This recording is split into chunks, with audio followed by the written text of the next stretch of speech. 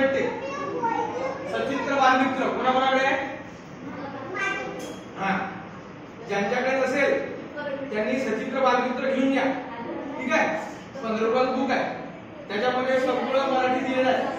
महिने किती, वर्ष कोणते, दिशा कोणत्या. हा कळलं? हा, आता मी काही बेसिक काही छोटे छोटे प्रश्न विचारतो, त्याचे उत्तर द्या. हा,